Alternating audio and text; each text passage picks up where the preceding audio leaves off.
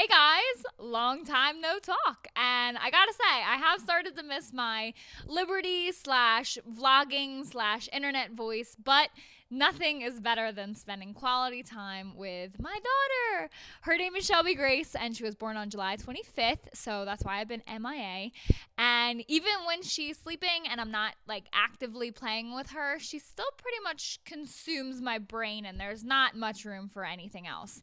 So I'd love to get back into my favorite hobby a little bit more consistently as soon as I figure out how to do that. I have been really excited to get on here and share my birth story with you, though. And to those of you thinking, Katie, what the heck does this have to do with the conscious resistance and the channel's content? Well, I can assure you that it does. Two really big principles of the conscious resistance are positivity and solutions. And there are nowhere near enough positive birth stories on the internet. So I'm going to spread a little sunshine and plop one right on this channel. Bloop. Also, a really good solution to fighting government oppression and rampant statism is to raise your family or raise your kids peacefully within your own family. And what better way to commence peaceful parenting than to have a peaceful birth? And I really believe mine was. So I wanted to share that with you. So a big part of my birth story was I really wanted to have a natural birth. I got it in my head pretty early on. I moved from a big hospital to a small freestanding birth center with midwives and a tub. Like I really wanted those options there. And also I didn't really like the idea of a big hospital with Pitocin and pressure and mean nurses and epidurals and timelines and you're only a number type of mentality. And I've heard of bad things happening within hospitals, and I understand people that need to go there to deliver. I was low risk, luckily enough, but of course I understand, and everybody has their own preferences. Geez, oh my goodness, let's not get into that. I just really wanted to do it this way. And I learned a lot about it, and I actually have a whole video on natural birth on this very channel. I'll link it below in the description if you want to see more about my reasoning behind that. But anyway, so Friday, July 24th, we went out to the city. Adam Kokesh was actually in Philly giving a talk. And so I hung out with my Liberty friends the evening before Shelby was born. So that's pretty cool. And it was just really refreshing to hear him talk about these things like freedom and, just stuff that's in his book, because I kind of stepped away from that the last couple months of my pregnancy. So it's just really refreshing to hear those ideas again and really get charged up. So we got home maybe at midnight and I timed my contractions. I didn't really know they were contractions, which I know some girls probably want to punch me for that, but it's hard for a first time mom to know what they really feel like. But looking back on it, they definitely started like Friday afternoon, and that was early labor. But at midnight on the 25th, timed them. They were 6 minutes apart, and we went to bed. I don't think my husband really believed me that this was like gonna happen pretty soon. I took 3 showers that night, hot showers, because that really does help with the pain, and it helps kind of slow things down. So that was kind of good too. And then, I was going to do stuff around the house at 5:30 in the morning, but Jason convinced me to come back upstairs and try to sleep in between contractions. So I did that. I would just kind of doze off and then wake up, breathe through the contraction, clutch my body pillow. And at about 7:30, my water broke in the middle of a contraction when I was breathing through it, hugging the pillow. You could hear it. It went boom. And it was so alarming to me. I was like, because once your water breaks, it's go time. That baby's coming out of you within 2 days, tops, 1 day usually. And it was unmistakable. Like it was so much fluid all over the bed, all over my shorts. I didn't feel like there was anything left inside my belly for the baby. So that was really kind of frazzling. It's not really a word, but I was frazzled. And Jason really helped calm me down, breathe through it, like just relax. We have time. Don't worry. Call my midwife. And then as soon as my water broke, they started coming a lot quicker, like 3 minutes apart, sometimes a little bit longer, like 4 or 5 minutes apart. But, called her. She told me wait until they're 5 minutes apart. 40 minutes later, I called her back. I'm like, I think I need to come in. Got in at 9:30 a.m. and, my doula met us there. Really good thing to have a doula. especially if you're aiming for natural birth, and especially if you're in a hospital too, because they can kind of remind you of what your vision was and be like a liaison between you and the pushy hospital staff, and kind of be an advocate for you. But anyway, she was there. We kept her anyway, even though we were at a birth center. She was good to have. And I just kind of labored in between. I went back and forth between the tub and the toilet. I just went back and forth, back and forth, back and forth. My mom was on the way home from the beach with her boyfriend, Brian, and she got there probably at 11:30, because when I called her when my water broke, she was just leaving, and that was 3 hours away. So she got there, right before I hit transition, even though I didn't know it was transition at the time. Where it started to really, really feel like I had to poop or push or something, like I was making the noises and you could really see it in the face, and it was really hard to fight that urge. I forgot to mention, when we got there, I was 5 centimeters dilated and fully effaced. I was so afraid that we were going to get there, and I was imagining how bad the pain was, even though I feel like it didn't hurt as bad as everybody said it was. I'm glad that I was pretty far along, because sometimes you hear people getting there and they're only 2 centimeters dilated, and it's really discouraging and kind of halts the whole process. But I was really lucky to, be that far along. And I mentioned kind of that it didn't hurt that much. I was really lucky also, I feel like I need to note, because the baby was in the perfect position and I did not experience any back labor at all whatsoever. It was all in my front. And contractions, I didn't scream through them. I really thought I would be like, I don't know, funnier or something in between contractions, like cracking jokes, having a sense of humor, but that didn't happen. I was just very serious, and then once a contraction would come, I would breathe through it in the tub or like by myself on the toilet.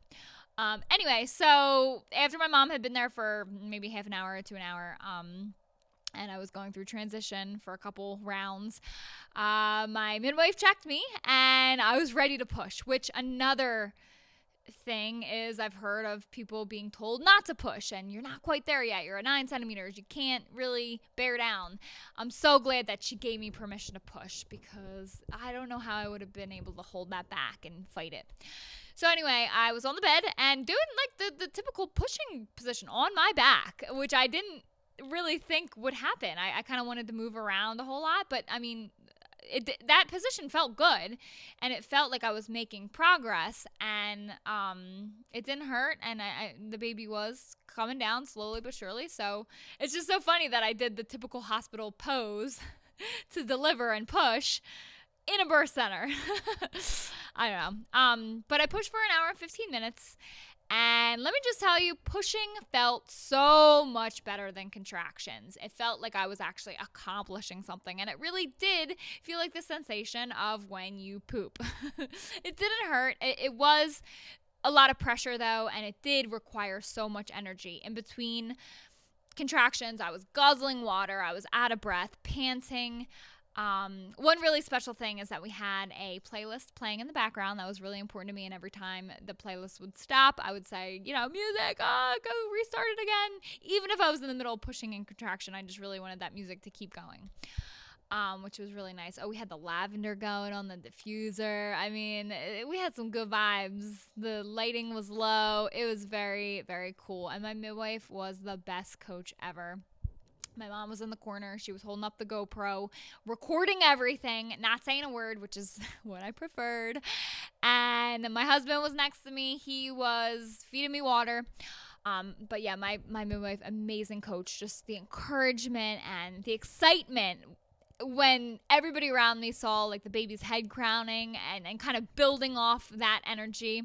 Oh man, I loved it. It was so trippy. Oh my God. That's what kept me going, is everybody's reaction. Yeah, and I really thought I was a lot farther along than I was, but oh well. I thought the head was like out when really it wasn't. It wasn't even close. And pushing, I mean, it felt good, but it is a lot to remember to do at once. So Jason was kind of really helping me to remember to do each thing, like pull your legs open and back and breathe, but push with, push with your butt and not your gut. And don't push in your face. Try to keep your face neutral, which is really hard to do. and hold your breath and bear down. Don't breathe through it, because I was used to like breathing through contractions before, so I was still trying to do that when it was time to push, and that wasn't productive at all. So I'm glad he kept reminding me of that. And the baby came out at 1:43 in the afternoon, which apparently, according to the internet, means I love you. I was like, what? But yeah, the number 1 for I, the number 4 for love, and then the number 3 for you. So I thought that was pretty cool. And the playlist. So she came out. She was on her way out to Blackbird by the Beatles, which is a guitar song that a song my dad liked to play on the guitar, and my dad died eight years ago. So that was really cool that she came out, like she was, coming out to that song. And then the first full song that came on while she was out was Edward Sharpe and the Magnetic Zeros' Home, which is a really sweet little song. And it's actually the song that played when Jason and I walked back down the aisle once we were officially married. So it was kind of like a celebratory song for when we were a family of 2. And now it's a celebratory song for when we became a family of 3. So I thought that was really cool and sentimental too. I got to leave that night. By 6 o'clock, I was home. That's one good thing about birth centers is they don't keep you overnight. And I didn't have to pay a dime. Like, insurance picked up everything because this model of care is very, very inexpensive. So that was cool too. I mean, of course, they don't let you go before they've checked everything and make sure that you're okay, baby's okay, things like that. We got breastfeeding off to a good start, skin to skin right away. And I'm telling you, that video from the GoPro is one of my most precious possessions. I'm really glad that we have that all captured.